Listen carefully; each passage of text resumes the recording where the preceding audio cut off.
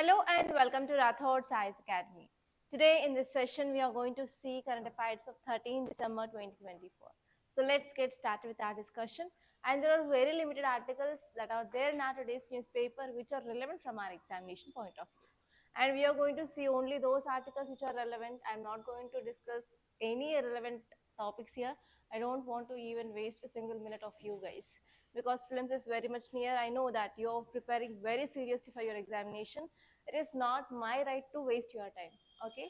And one more thing here is we are going to start anthropology optional batch from 19th December, and we are also providing 3 days of free offline demo class. And if you are staying in Hyderabad or in this Ashok Nagar area, you can visit our new center, which is exactly on the second floor above Vikas Book Center. You can come and you can visit us, and you can register for the free demo class of anthropology soon. Okay. So let us see the first article, guys. It is very important. And actually, it is not at all a new topic. Already we had discussions on this. And even on this topic in 2024 mains, there was a first question in your GS paper 1 regarding this one nation, one elections. Okay. So finally, yes, cabinet approved or clears bill related to simultaneous elections. And we are expecting that we are going to have the simultaneous elections in 2027. Okay, see this article. So what is the keyword? Keyword is simultaneous elections. So what is the simultaneous elections?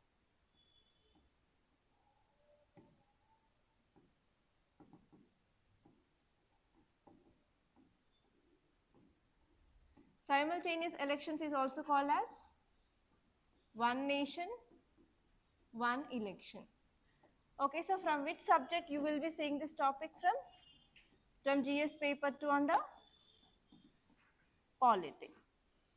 Okay, so what is this meaning of one nation, one election?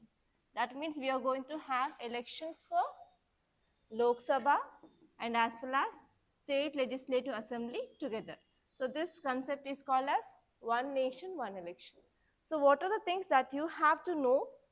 Here is what is this one nation, one election, and you have to see history of this one nation, one election. Like when we got independence in year 1947, so after that we used to have the simultaneous elections, but because of instability, like political instability in the states, we missed the simultaneous elections. And here you have to see what are the advantages of this, you have to see what are the disadvantages, and one more important area you have to focus is what are the challenges for implementation of this one nation, one election, and you have to see what is the way forward. And even you have to see which are the committees recommended this simultaneous election. So in 2024, the mains question was based on this, which are the committees gave the recommendations for the simultaneous elections, and as well as they asked about advantages. So recently, can you tell me the recent committee which suggested for this one nation, one election? Ramnath Kovind committee, right? Okay. Ramnath Kovind committee is a recent committee which recommended. Apart from that, we have Law Commission, which also said about this implementation of one nation, one election or simultaneous elections in our country. Okay, and this topic, it is very important for both prelims and as well as mains this year. Okay, now let us see exactly what this article is talking about.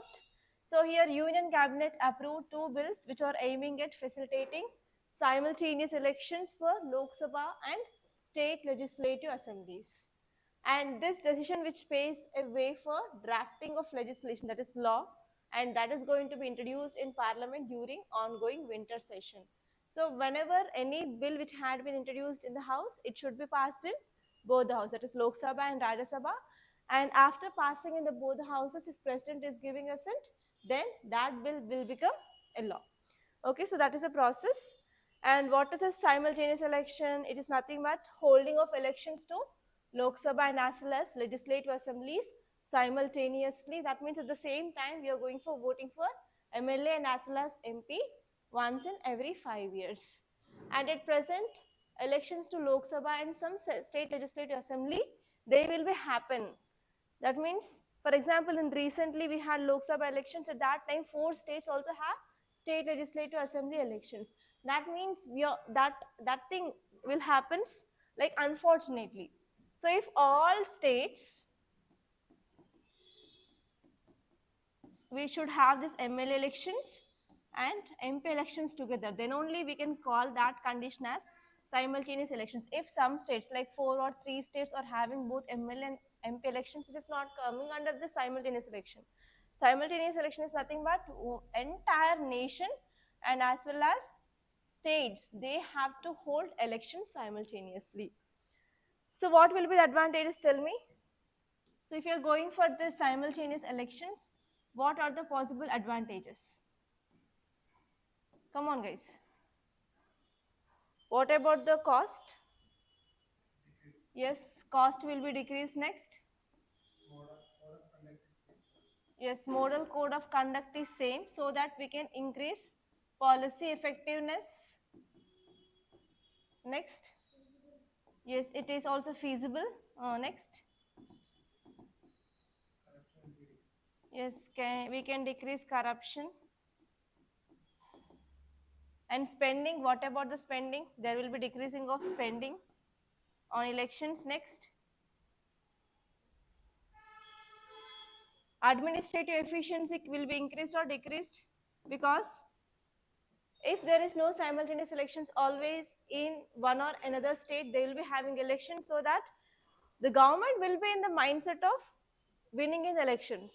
So if you're having the simultaneous elections, we will be having elections at the same time for states and as well as center, so that it will obviously increase administrative efficiency. Next. Yes, we can increase voter turnout.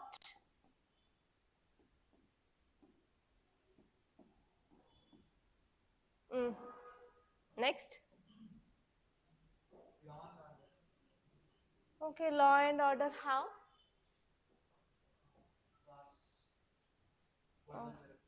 Okay. So tell me now, what are the disadvantages?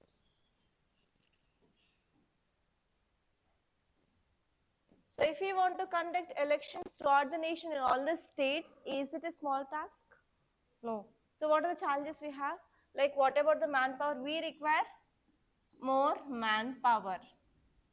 And next, advantage will be there for national parties, and regional political parties will be get disadvantaged, because if we are having 2 EVMs, which is one for MPs and one for MLAs, so if any person who is voting for MP, so the same symbol will be appear in this also, so that they will be clicking the same button here, so that regional political parties will be getting disadvantaged. Next, what about EVMs? So we have electronic voting machines, right? So do we have huge number of machines to conduct elections? No, it is also one inefficiency. Next. Yes, central state dispute can be increased. Next.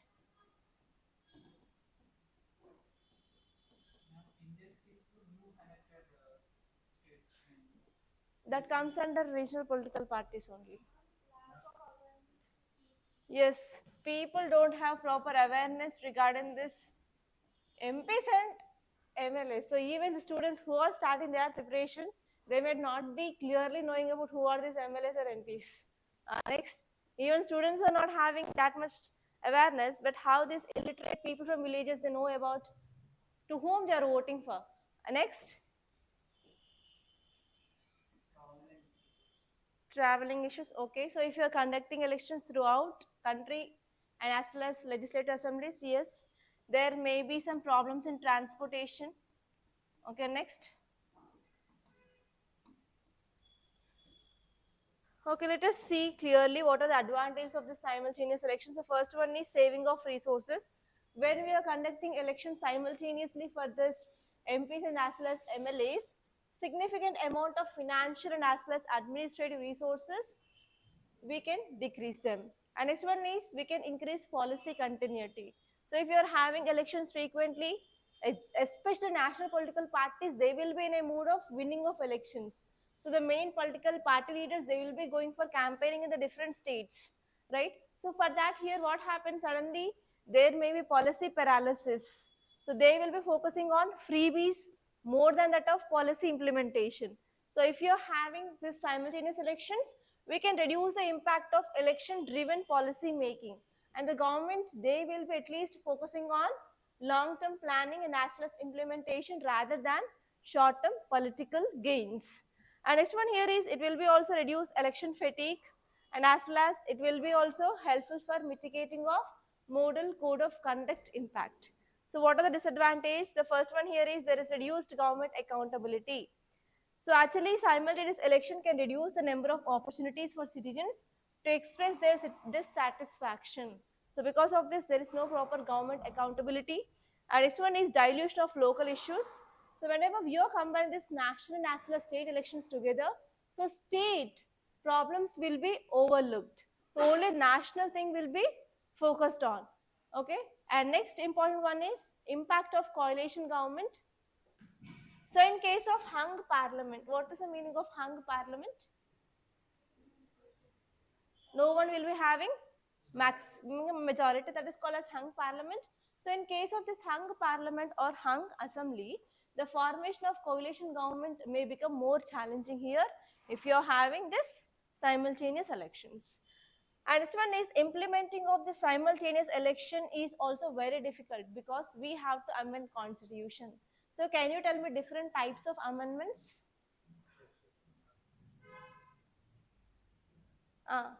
So what are the types of majorities we have to use for amending of constitution?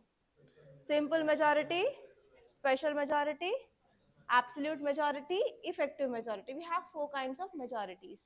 So for the simultaneous elections, do we require simple or special majority?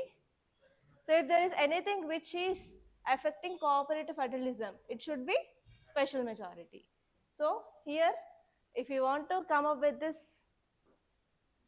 simultaneous elections, we have to go for amendment to our constitution. It is very difficult. It is complex and as well as time consuming process. So these are the advantages and disadvantages. And say this article, retail inflation moderates to 5.5% in November after a new high in October. So what is this article talking about? Retail inflation. So what is this meaning of inflation? Inflation, common concept, but it is very important. In 2022, there are simple questions, static based questions on inflation in the prelims. So it is a condition where there is increasing of prices of goods and services in market. So can you tell me what are the causes of this inflation? Causes. Why this inflation happens? So whenever there is increasing of demand, next, increasing of raw material cost, next, increase or decreasing of supply? Yeah, decreasing of supply, next. Next.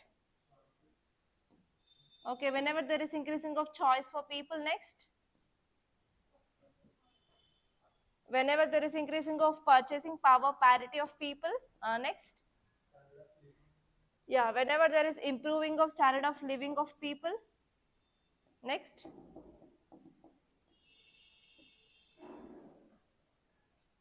Black marketing, yes or no? Black marketing, hoarding.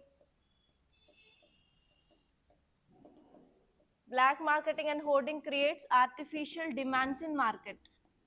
Next. Any other reasons why there is increasing of prices? Can I add about flight of money? Like even FPI and FDI will be having impact. Yes or no? Yes, FDI and FPI impact. Next. Next, any other reasons? Huh? Okay, geopolitical reasons. So because of geopolitical reasons, that will be applying supply chain, affecting supply chain management. Next, Tell me any other reasons that you see in news. What about climate change? Can I add this? Climate change. Next.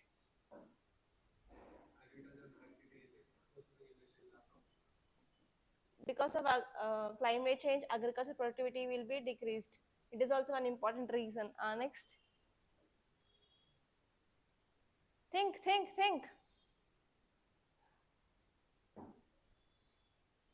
Can I add about monsoon from geography? Especially if you have El Nino. Next.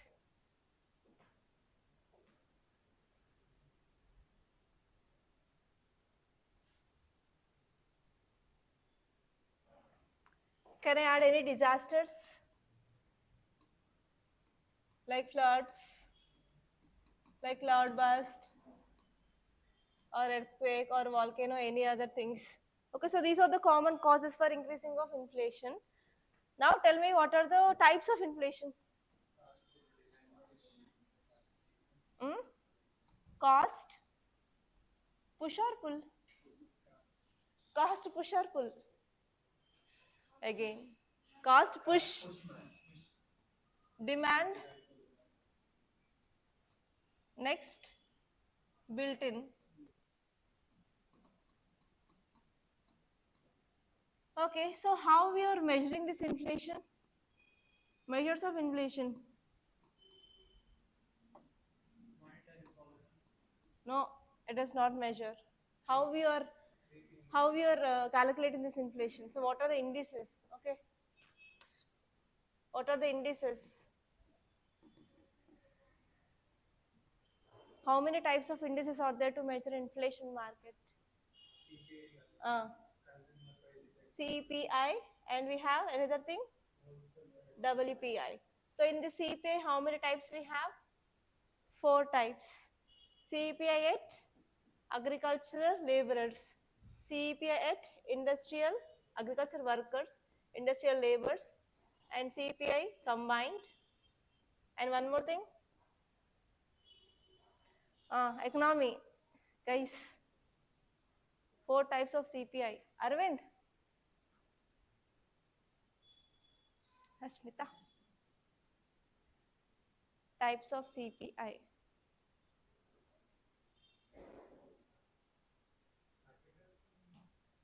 Okay, in WPI?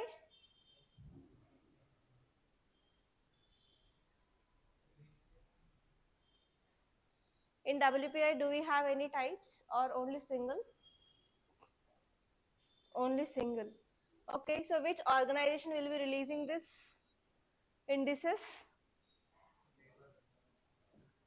Organizations. How many organizations? MOSPI, Ministry of Statistics and Program Implementation, and one more thing.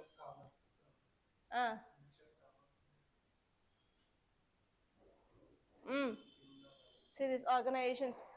And next, tell me, like, what are the government measures and what is RBI measures? So government measure is called as FP, fiscal policy. What are the 2 components in this fiscal policy?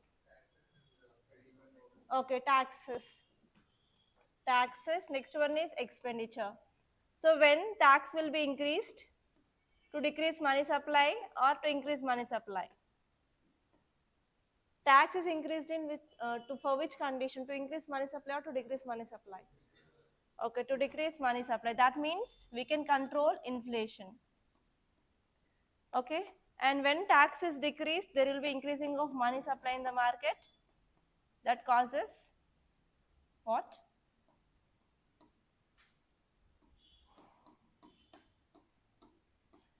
And second one is public expenditure. So whenever government is increasing its spending, it will increase money supply in the market. And whenever there is decreasing of public spending, that will decrease money supply in the market. What about RBI measures? So interest rates. Interest rates will be decreased to decrease money supply in the market, and interest rates is decreased to increase money supply in the market. So this is everything about your inflation. Is there any topic that I left in your economy?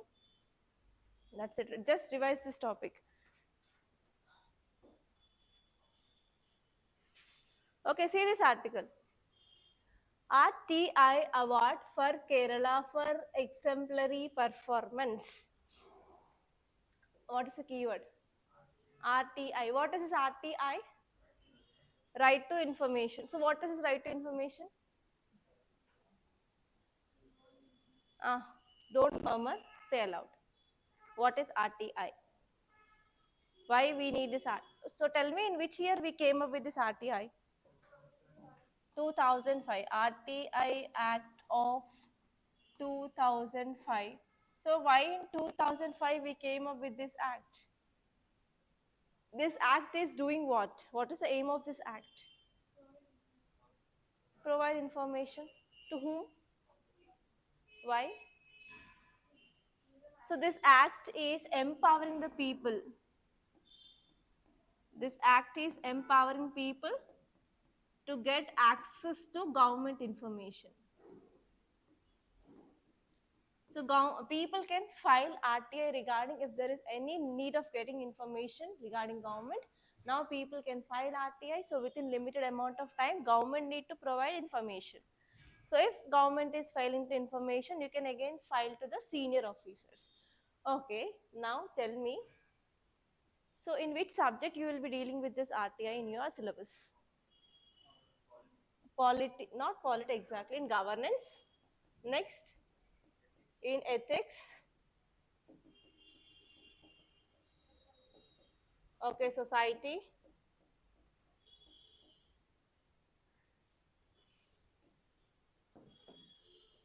And one more question. Do people can ask any information they want? Are there any exceptions?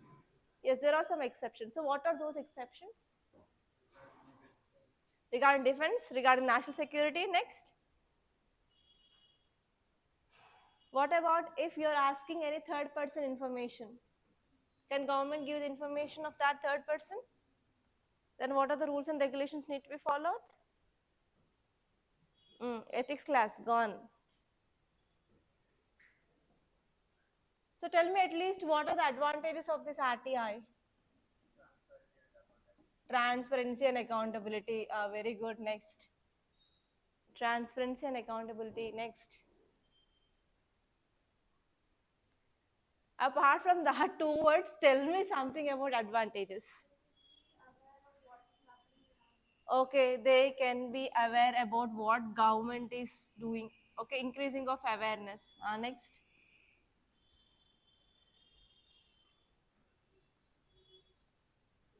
Advantages, I said, and I gave the list also at that time.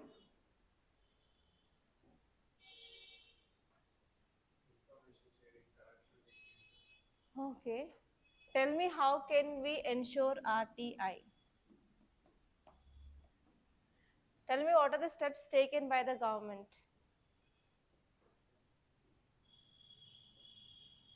So tell me about information officers that you might have studied in your polity. State information officer, central information officer. So what is the tenure of them? Is it a constitutional body?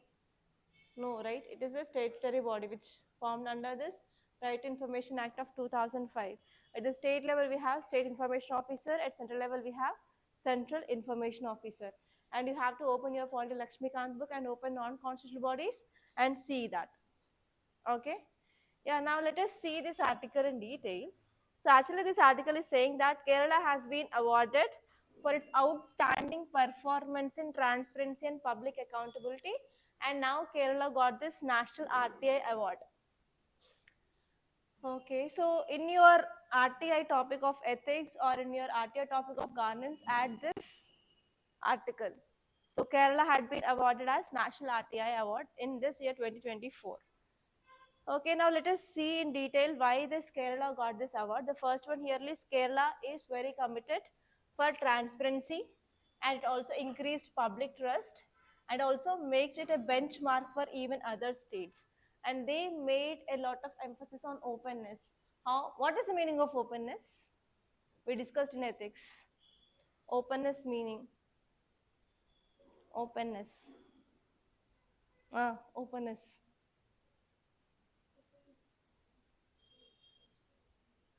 Crystal clear. What is a crystal clear is about?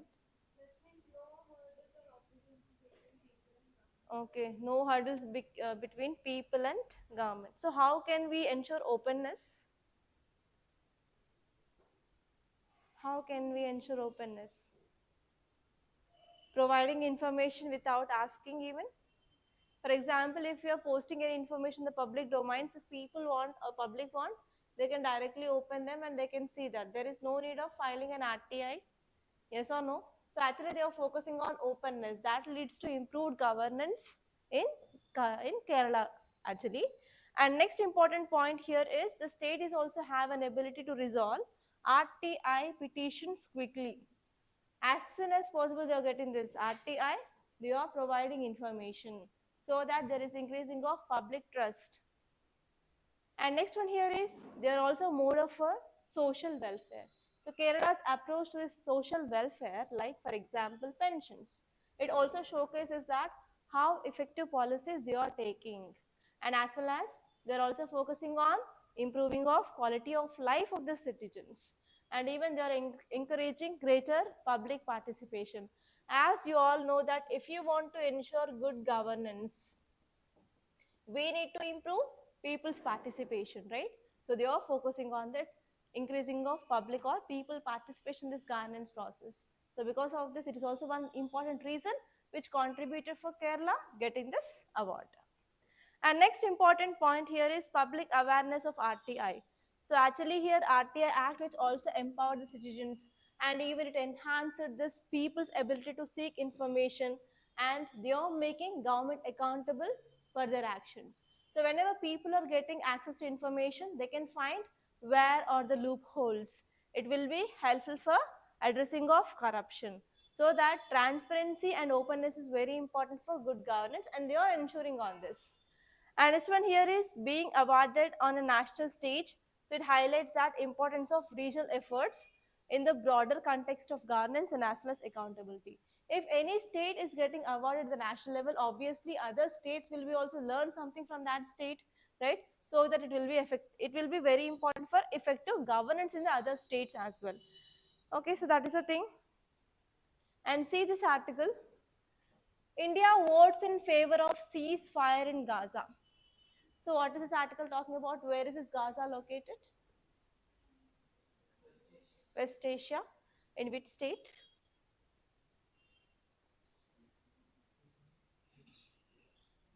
Gaza Strip, West Bank,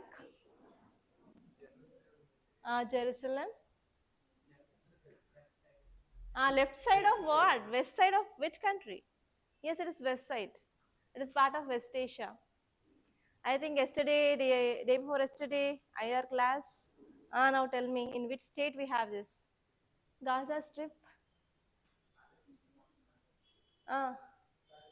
Yes. Okay, so what is happening in this Gaza Strip? Gaza is under control of Hamas. Okay. So actually what is happening in this Israel and Palestine? Fight between? Fight between who and who? Israel and Palestine. Okay. So actually, I think day before yesterday I gave you one question regarding, so what will be the India policy, foreign policy towards West Asia, right? So actually till now we had very much silent, but now we are not silent because we are having our own interest in West Asia. So tell me, what are the interests of India and West Asia? What we are getting from West Asia? Okay, oil. So I will be making a list here. So what are the India's interest in West Asia? So first one is we are getting crude oil. Next. Okay, that will be helpful for our energy security of our country. Next. Yes, from Israel we are getting technology. Can you tell me that technology? Barak, apart from that, agriculture technology? Per drop, more crop. Next. We have our diaspora there, yes or no? So what is the use of this diaspora? We will be getting remittances next.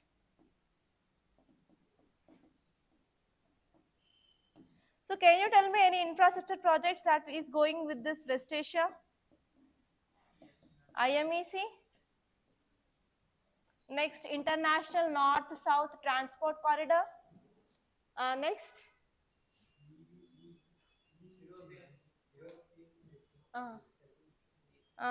Tell me. Indian? Okay, European Union Economic Corridor. Next. Any other projects? So for all these things, is West Asia important for India? So how India will be silent? No, right? So our foreign policy is changing because of our own interest in this West Asian region. Okay, so that India is supporting ceasefire agreement. So if ceasefire agreement is approved and if we are establishing the peace and security, these problems will be addressed. Like we can move on with that IMEC and we will be getting more remittances because our diaspora will not be affecting there. They will be getting proper livelihood opportunities there. And next one is even these countries will be contributing more for the collaboration, the technology, and as well as we will be getting our normal oil transport from these countries so that it will be not affecting our energy security. Clear? Yeah, that is one important. And see this article. The missing spotlight on urban local government polls. Urban local government. Which comes under this urban local governments? Municipalities. Okay. This article is talking about municipalities. So are these municipalities present in our constitution?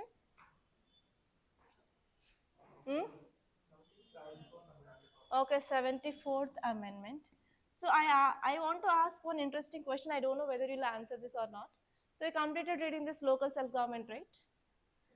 Yes? Okay, local self-government comes under the 73rd and 74th Constitutional Amendment Act. So which part they are adding? 9 and 9A. So have you observed this word? It added new part. So why it is saying that new part? Huh? It is not present in original constitution. Is that correct? So earlier we had 18 parts. 18 parts means already 9th part would be also there here. Why in this 1991 they said that we added new part? Do you got this question? Why? Earlier they said 18 parts are there. That means 9th part would be also there. So I will be accepting with you that this 9th A is new part because A is there, that is added by an amendment. But why 9? If something is added by amendment, we need to have capital letter. But it's not there in this case, and they are saying it is adding a new part. Why? Tell me why it is a new part.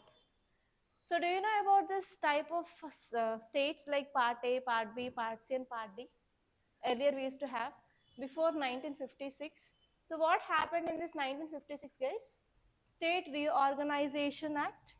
So before this we used to have part A, part B, part C and part D. Okay, like we have union territories, we have commission states, we have princely states, we have provinces. So that time, before this 1956, we used to have this criteria which are included in 6th, 7th, 8th and 9th. But after this, what happened? We came up with reorganization of states based on languages. So first state was Andhra Pradesh based on Telugu. So after that, this had been removed. Okay, especially 9th and 7th had been removed and this part was vacant at that time. And because of the 73rd Constitutional Amendment Act, we kept this panchayat here. So this is the story behind this. Okay. 7th and 9th. I think 7th and 9th. Yeah, 7th and 9th. Yeah, it had been removed at that time. So these included in this 5th, 6th, 7th, 8th, 9th. Yeah, 7th part is there, but at that time we had these things only. 7th, 8th, 9th. Yeah, 6th, 7th, 8th, 9th, they are related to this ABCD, but they had been reorganized by this 1956, and later on this ninth is empty. So in that ninth we placed this panchayats. Okay, so see this ones about this part ABCD and Reorganization Act of 1956, and exactly, if I'm not wrong, 7th and 9th had been emptied, and in this 9th we placed this 73rd Constitution Amendment Act, that is panchayats, and 74th is kept in this 9th A. So see this ones whether it is 6th, 7th, 8th, 9th. That is 9th. So 9th is vacant completely. Because of that, they add this word new part 9th. Okay, now tell me about the 74th Constitutional Amendment Act. So what do you know about the 74th Constitutional Amendment Act? So tell me about first municipality, when it was formed, and which is that? Madras 19?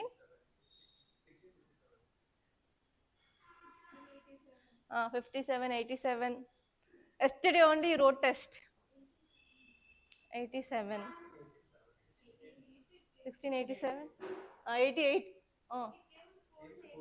It came into force in 88. Okay. So tell me about different types. How many types are there? 8. What are they? Municipal corporation, municipality, notified area, cantonment area, cantonment board, town, okay, town, portship. Next, one more. Special, complete word. Special, special. Tell me. Special area. Okay. So, do we have reservation in these municipalities?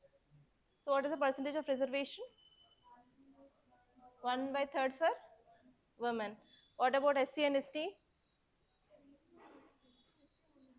SC, ST and women. Okay, so which area comes under Ministry of Defense? Cantonment Board. Okay, so this article is saying that missing spotlight on urban local government polls. So why it is talking about there is something missing in this local governments? So what is that missing? What is your guess? What is missing? Funds. Okay, next. Functionaries. Funds, functionaries, and one more. Funds and functionaries. Functions, fund, and functionaries. Okay, so what can be done? What are the measures?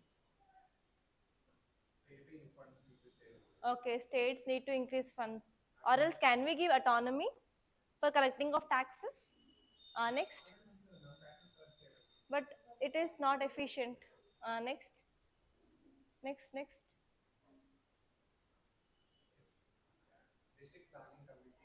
District planning committee. What can it do? Okay, improving of efficiency and working. Okay, next. Okay, state finance commission, what it can do? Okay, getting funds. Okay, next.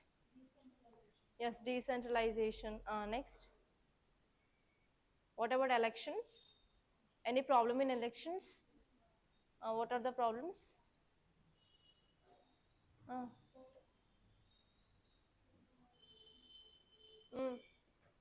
So for how many years we need to have elections? 5. Is it happening on time? No. Then what can you do as a DC? Or if you are appointed as a municipal commissioner, so how can you ensure proper functioning of municipalities? Think. Okay, so from which subject you can deal with this? Polity, only polity? Governance, next. Society, next. Economy, next. Ethics, next. Science and how? How science and technology? Technology increase. Okay, urban local governments, they play a crucial role in decentralized governance and as every year. AI. So how can we give AI elections? It will provide decentralized governance and as well as civic service delivery in India. Despite a constitutional mandate for regular elections, we are having problems. delays. And even because of this delays, what happened? It will be undermined local democracy. Okay, so this topic is about entirely related to one challenge of urban local bodies, that is delay in elections. Okay, the high level committee has recognized that we need to synchronize urban local government elections with those of Lok Sabha and as well as state assemblies. So now we are talking about simultaneous elections, that is with Lok Sabha and state assembly. Apart from that, we need to add this urban local bodies also. So this is one proposal which made by an author in this article. Okay, so here what is the role of urban local bodies? Tell me about the importance. What are the functions of these urban local bodies? I am taking polity class today. Tell me, what are the advantages of these urban local bodies? Okay, reducing economic inequalities. Next. Development. Next. Sanitation, water supply, electricity. Next. Street lights. Okay, watershed development. Health. Next. So is that local bodies is helpful for improving of our economic development, and is it also contributing to attaining our sustainable development goals? So which SDGs can be attained by these urban local bodies? 1, 2, next, well-being, sustainable citizenship, next, industry innovation, okay, work conditions or decent living, decent work, next, can it establish peace in urban areas?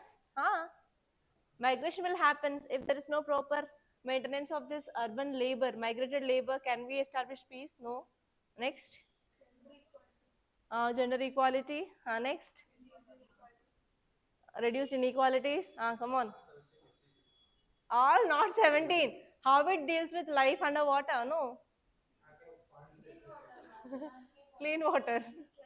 Sanitation. Okay. So actually, why these urban local bodies are important? Because now there is a problem of migration, especially from rural areas. People are migrating to urban areas. So there is increasing of urban population. So 50% of Indian population is living in urban areas. So efficient functioning of urban local bodies is very efficient. If there is no proper elections and no proper governance in urban areas, obviously it is affecting 50% of Indian population, so that we cannot achieve economic development and as well as sustainable development goals. And next one is, even this municipalities, they got constitutional status through this 74th Constitutional Amendment Act. It was a landmark step for local governance. Yet even now also, the proper objectives and aims of these urban local bodies had not been met 100% because of systematic delays, and there is some gap between policy and as well as practice in local democracy. And this article is saying that we need regular timely elections for this urban local bodies, so that we can improve accountability in this local governance. And this one is state election commissioner powers, like they are disempowered regarding this electoral process. So because of this, we have to give more authority and autonomy for this state election commissioners. Why? Because if you see election commissioners, we have CEC, and as well as we have at the central level, we have Election Commission of India, and with the state level, we have State Election Commission. So here, State Election Commission is responsible for conducting of elections for municipalities and panchayat. It is not Election Commission of India. So we have to give more power for the State Election Commissioner for timely elections. So if something is happening in delay in elections in this municipalities, means there is something which is wrong in the State Election Commission, right? So we have to give more empowerment for this, so that this has to ensure proper elections for this municipalities and panchayats. So because of these delays in elections, so it is having lot of problems, like there is no proper empowerment for this urban people, and as well as urban development will be getting stalled, and local problems will be increased. Okay, so that is the thing. And see here, Beijing war against air pollution. Where is this Beijing located? China. Okay, so tell me, which are the countries which are largest emitters of carbon dioxide emissions in the world? China, US, and India. India plays third. So China, US and India, they are the largest 3 emitters of carbon dioxide emissions in the world. So actually why we have to learn here is, so Beijing is coming up with a long-term coordinated plans for addressing of carbon dioxide emissions. So in the same way, we have to learn those techniques which are used in other countries so that we can implement in our country to control this pollution to some extent. So let us see what are the steps you are taking. So Beijing approach to air pollution involved a long-term coordinated effort. So they are focusing on regional cooperation, and even they are having cooperation in the multiple sectors. So what are the sectors they are functioning in their country? They are having a coordinated plan and they are focusing on regional level. And next one is they are especially focusing on improving of transportation infrastructure, because transportation is the one important source which is releasing huge amount of carbon dioxide emissions into atmosphere. That means we have to move towards renewable energy for this transportation. And this one is they are also going for retrofitting of vehicles. Like what are the vehicles? They are already in use. They are going for alteration of engines of already using vehicles so that that will be decreasing emissions. And next one is they're also going for scraping of old vehicles. And even in India also we had this old vehicle scrappage policy, but implementation is nil. But even though we have to go for proper implementation of that old age vehicle scrappage policy in India, and they're also focusing on increasing of industrial regulations, because industries are the important source of this carbon dioxide pollutions. So we have to increase regulations on these industries. So in the same way, here this paragraph is saying that in India, Delhi can also adopt similar strategies, and we can focus on integrated transport system, and we can focus on regional collaboration and stricter emission controls so that we can combat this pollution crisis that we are facing in Delhi right now. Okay, so these are the things, especially have to focus on these two important lines: transportation infrastructure, retrofitting of vehicles, scrapping old age vehicles, enhancing industrial regulations. So if you are writing any answer regarding how to control pollution in India, you can say that Beijing is focusing on a regional cooperation as well as collaborative policies with the multiple sectors, and especially they are focusing on a long-term coordinated plan. So this plan includes these 4 points. So like that you can add a value to your answers. Okay, clear? So these are the important topics that appeared in our today's Hindu newspaper. So by this I'm concluding.